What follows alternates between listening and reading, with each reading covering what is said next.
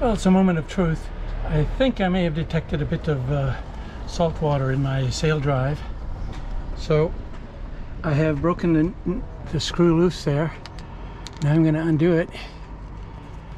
And let's see if we see what comes out. Oop. See what color it is.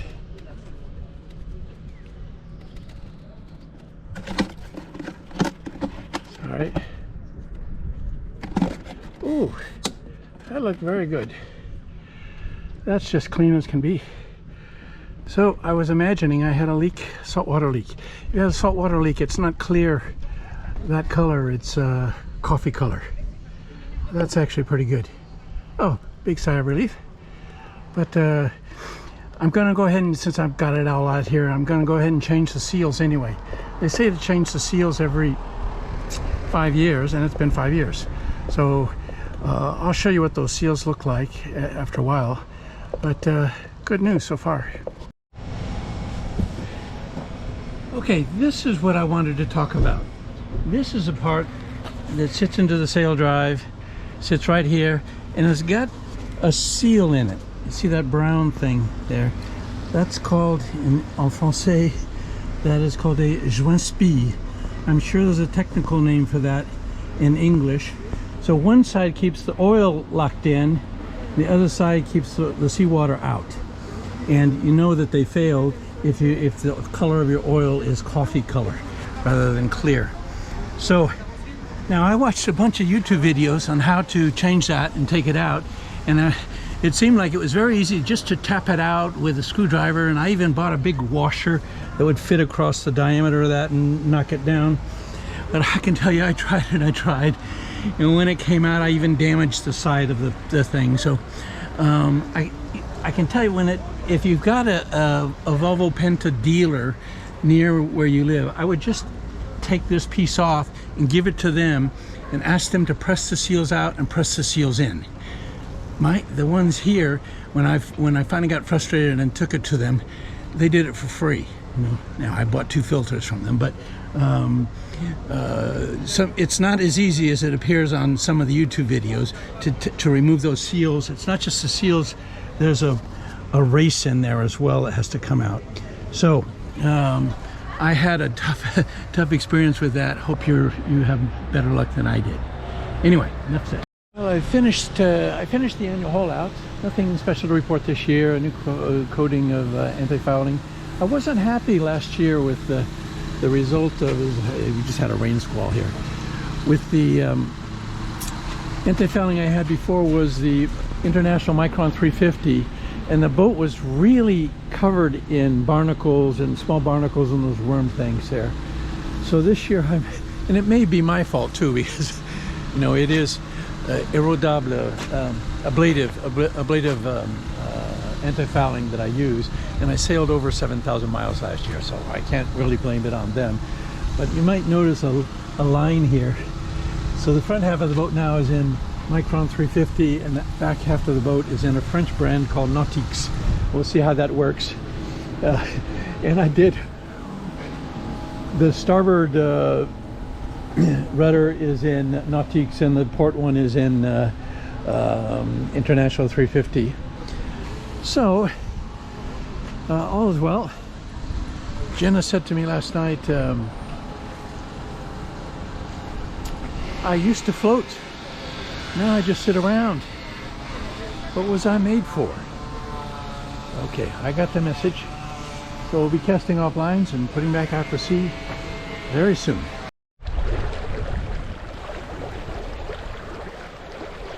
Good morning, Phantom shipmates. I have sailed the Atlantic near and far, but I still haven't found what I'm looking for. And that's as good an excuse as any to keep going. So, follow along, let's see if we can have some fun.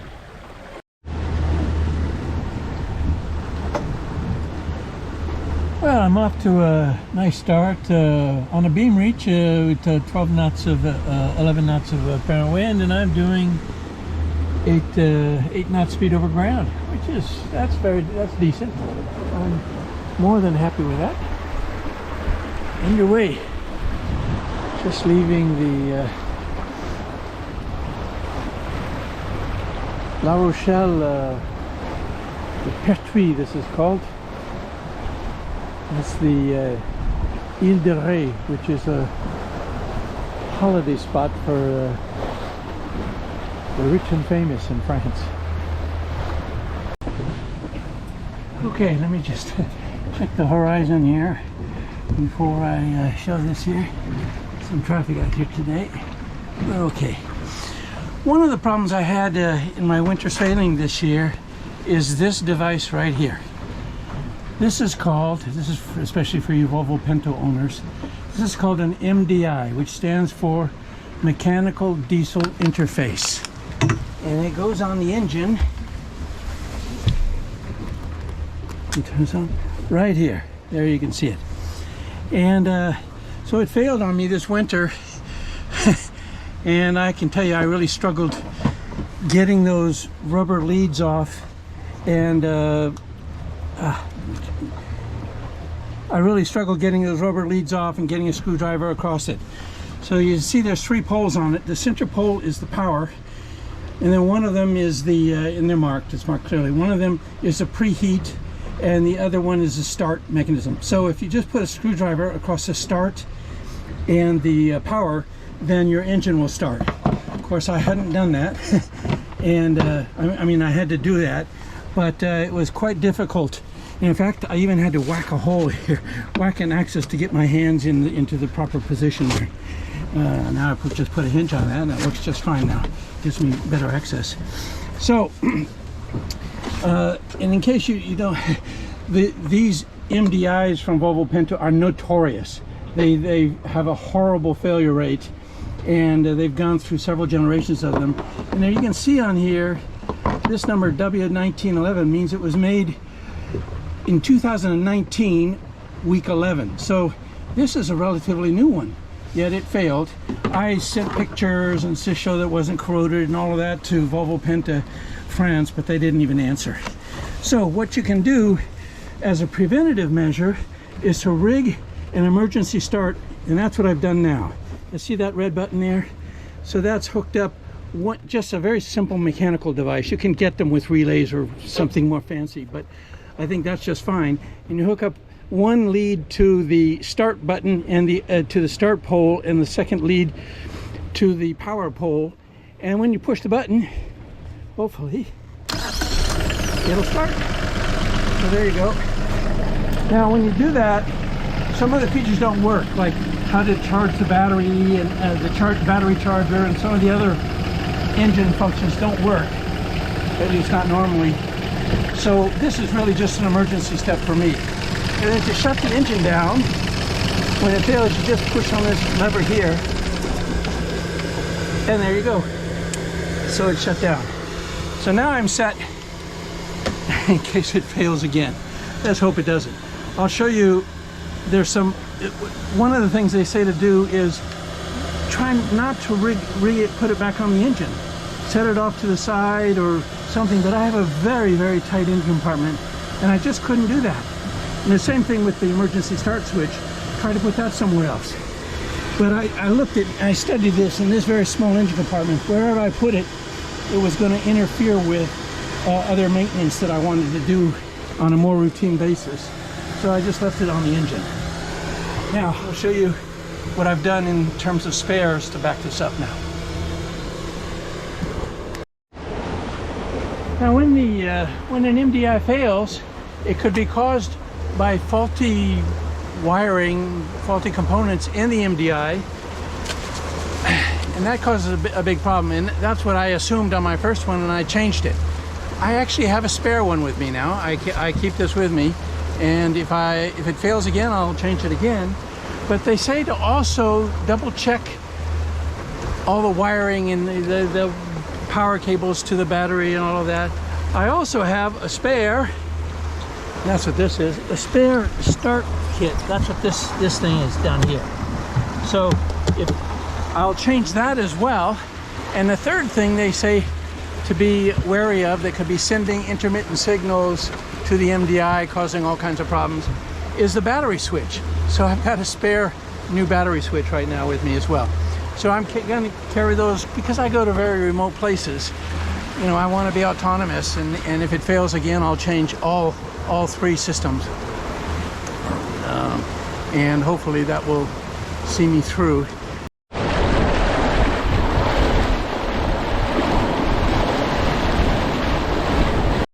That thing that you're hearing is only the sound of the low spark of high-heeled boys. And you have to have gray hair to understand that one. And it is not a commentary about transgender policy. Well, good morning, Country Shipmates. It is 24 hours, a little more, 25 hours since I left La Rochelle, and this is the fastest trip north up the French coast I've ever made. We had 20 to 25 knots all the time, including about half of it at 45 degrees apparent. But now it's swung around to, it's veered to the southeast, so that's very favorable. And it was a little rock and roll, but I handled it. During the night I put in a precautionary secondary reef and partially furled the Genoa as well, keep things comfortable so I could get a bit of sleep. But I didn't tell you where I was going on this one. And I was really inspired by the video that the Viking Eric made of his trip to St. Kilda off the coast of Scotland last year. And so I thought I'd do something kind of similar. So my destination, first destination, is Rockall. It's just a rock sticking up out of the middle of the ocean about 200 miles off the coast of Ireland or Scotland. And I can't go there directly because there's two gales heading toward Ireland right now. So I'm abeam Brest. I know you can't see it, but on the horizon there, I'm just north of Brest, the Rochelle, for those of you who are familiar. And I'm going way outside of that though. And I'll be crossing the DST, we say in French, which is the TSS, the Traffic Separation Scheme in English. I'll be crossing that at about 1 o'clock this afternoon. And going to Ireland, where I'll make a stop, maybe even two, while I wait for those gales to pass through, and then I'll be on to Rockall. So hang in there with me. Should be fun. This row here is the inbound traffic into the English Channel. And I'm right here in the middle. I'm just going to barge in. And it seems hazardous, but there's actually quite a bit of space between those ships, and they see you coming, and so it's not as stressful as it may at first appear. There you go. You can see it looks like I threaded the needle fairly well there, and all I did is I just maintained course and speed, and these 3 or 4 boats right here, these ships right here, these 3 all altered course or speed slightly just to change the CPA. All good. It's not off to a good start. If you can look out there, you can see there are all of 3 knots of apparent wind, and it's going to remain that way for the next 7 hours, unfortunately. So what I normally do is fire up the Volvo wind and use that, but I thought I wanted to experience the Kevin Boothby method of sailing. For those of you who aren't familiar, Kevin sails around in a gaff-rigged classic boat that doesn't have an engine. So he has to do this quite a bit. When the wind is not in place, you drift. So I thought I'd give that a try and see how frustrated I get. Now, and what I do to help pass the time is I get caught up on some much overdue reading that needs to be done and break out the piano. Now what I can't decide is, what should I practice? Stormy weather or Call Me the Breeze? You see his little bird there. This has happened to me, and I'm not exaggerating, dozens of times. I think these birds, that they're non-seagoing birds, like little sparrows or little finches and things like that, they hop on a cruise ship or a big cargo ship, and then after a couple of days at sea, they realize there's no food or water on that ship. So then they fly around and they look for something else, and they land on a sailboat. And normally these birds are so skittish and they fly away. You can walk right up to them, you can put your hand out and they'll hop onto your hand and they won't fly away. They're just completely exhausted and starving. And unfortunately, 8 out of 10 times, this is how they end up. You come out the next day and they're just gone out of starvation or exhaustion or a combination of the two. Ah, that's sad. But I've got about 100 miles to go to my first destination, which I've decided to stop in Dingle. I'm beating in directly into 15 knots of wind, and I have to do that the whole way there. So I'll be tacking, and this should take longer than normal. Ah, that's part of sailing. That's also the fun of it too. Just don't get too tied to planning.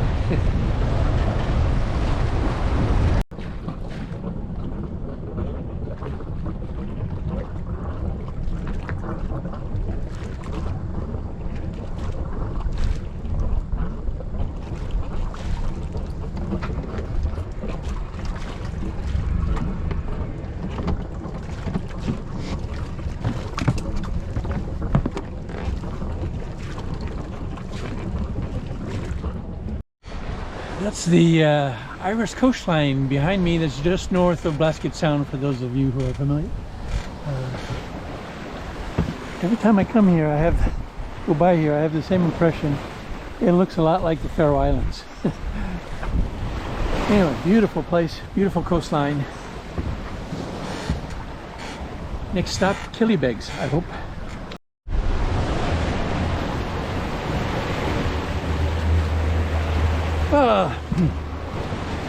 Well, we're heading up north up the coast. Oh, kind of on a beam reach, doing about 8 knots in 17 knots of wind. And in that direction, way up at Intint on the coast of Ireland, the western coast of Ireland, called Galway Bay, is Galway, the city of Galway. I know you're thinking, oh, he's going to say something about Galway Girl, which is one of Ed Sheeran's better songs, by the way. But no, not at all. What comes to mind when I pass off the coast of Galway, we can't see it from here, is just on the outskirts of the city is an area known as Connemara. There's a big lake there, and for centuries Irish Catholics have grown up there in very difficult conditions, windswept and all that. And there's a song that absolutely everyone in France knows, absolutely everyone. It's called Lac Connemara, and it's sung by a guy's name is Michel Sardou. Michel Sardou is kind of, how to describe him? He's kind of the Neil Diamond of France. And you should listen to the song. You don't need to know how to speak French to appreciate this song. The music it's an anthem. It's really powerful, and it tells the story of the hardships of these people as they lived in this area, and their limited appreciation for the Welsh and English invaders that have been there in the past. So listen to it, Lac Connemara by Michel Sardou. I'm sure you'll like it. Although it should be noted that those Galway girls are inspiring as well. I told you there's about 15 or 16 knots of apparent wind. That's normally about the wind level when I start putting in reefs. And on this boat, because I have the square top sail there, I actually skip the first reef. I go straight to the second reef all the time. I don't bother with the first reef because it doesn't seem to make much difference. The boat is still heeled over, and a little difficult to manage. So I put in 2 reefs. We had squalls a little earlier. You can see the little, well, out on the horizon there. So there was some squalls. So I put in the reefs there and I just left them in. But some boats, and every boat has its own personality, but this boat, the first reef, doesn't serve a great purpose, so I always go straight to the second reef. On the Bavaria, the first reef did help quite a bit, but on my 2 smaller boats, I just always go straight to the second reef, and I found it more comfortable. Well, I've been in this for about 7 hours now. I'm about 10 miles off the coast of Ireland, 26 knots, and I'm beating directly into it. I'm having to tack my way up the coastline. You gotta love the Atlantic Ocean. This is so much nicer than the Med. Hello, Random Shipmates. I just got underway from Killybegs in Ireland. There's some squall activity out here, so I'm being a bit conservative with the sail. I've got 2 reefs in, but as soon as the squalls pass and things settle down, then I'll get going again. For just trying to solve my 3-body problem. But the objective is to go to 2 rocks and an emerald, 3 bodies. I've trusted Navionics to do all the Lagrange calculations to make sure that it's doable and solvable. Let's see if we can. Hang in there with me. Let's go have some fun. First planned destination, Rockall, which is about 230 to 250 miles northwest of Ireland. So let's get going. Well, there's some bad news. You see the steaming light there. I was headed downwind and I had some slack in the halyard, and before I hoisted the sail, and the halyard wrapped around the front of the mast and hooked around the steaming light without me seeing that. And I started to hoist the sail and I felt the tension, something wasn't right, so I stopped.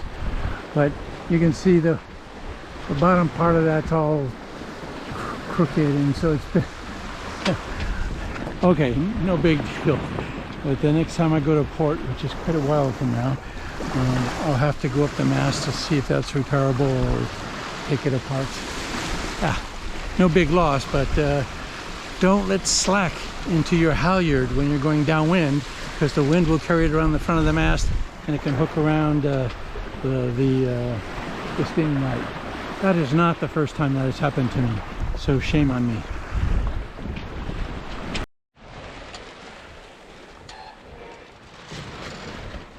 Very light winds as they start this 3-body problem.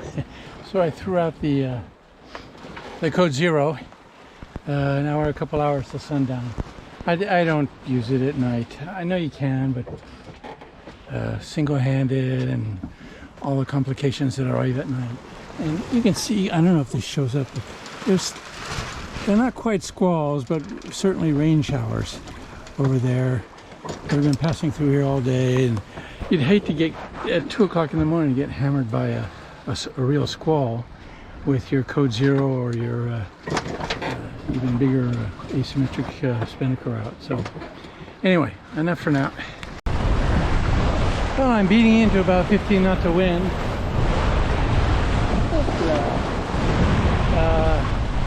Almost halfway to Rockall from this was a 255-mile passage from Killybegs, Ireland to Rockall. I'm just about the halfway point. All is going well so far. I want to cook a proper meal tonight.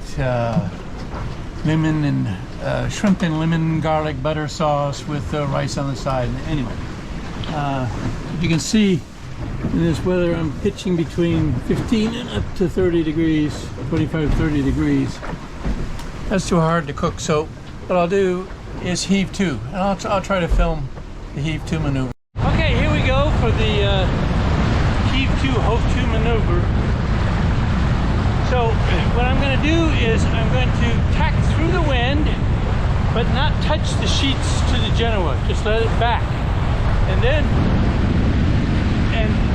I have the sheet, the main sheet in my hand. Release the main sheet and let the main feather out like a flag. And then the mistake that beginners make, don't ask me how I know this, is that they forget that after you do the tack through the wind, then you need to reverse the tiller to oppose the direction that the Genoa wants to take the boat.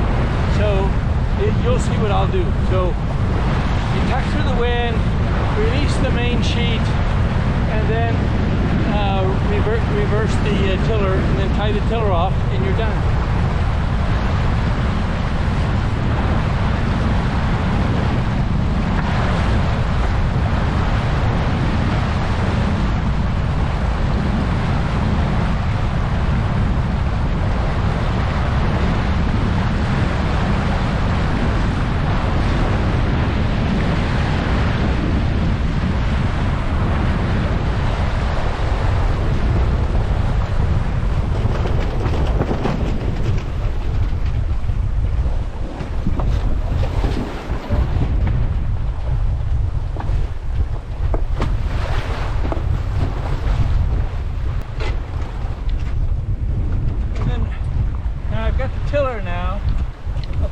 The direction that the Genoa wants to push the boat, and then you just tie that off.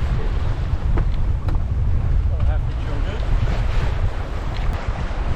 this. You can see how much calmer the boat is right now. Everything's under control and relaxed. And if you're just all beat up and tired and you want to rest or something, so you can see there's the coming out the side of the boat, as we're drifting down now, everything's nice and calm. And I showed you that there's the wind is at 90 degrees. Now you can play with the sheets and the main sheet to adjust the heading, the exact heading that you want.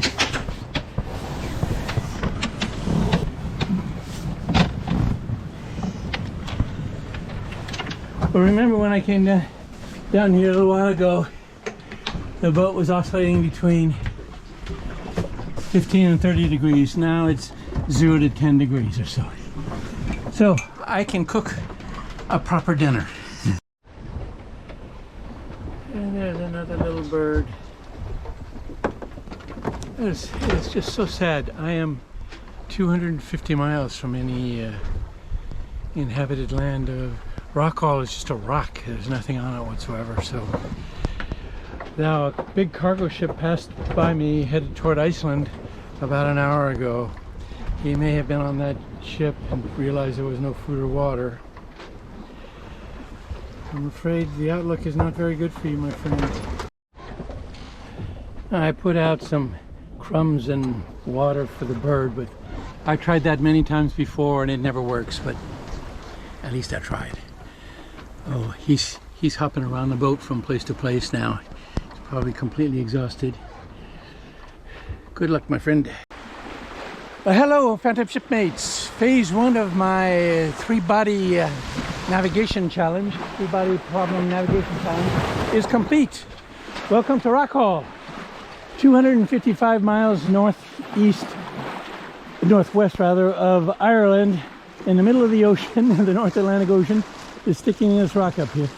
And I passed here first about 5 or 6 years ago. It wasn't inside, I was too far off, but then I did some research on it, and there's two things to note here. One is a tragedy, and the other is some political intrigue. The tragedy is that in 1904, on a June summer morning at 7:30 in the morning, a Danish steamer called SS Norge, I think is how it's pronounced, ran aground here. They were 300, and one report I read said they were 350 miles off course when they ran aground.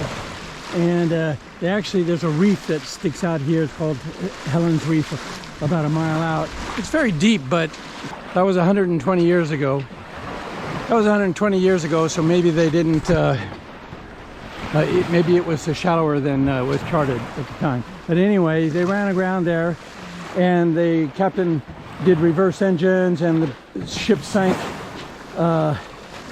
in 11 minutes. There were 700 people aboard, lifeboats for 200. And of course, the first 2 lifeboats they put in the water immediately sank. So, to be short, 600 people died.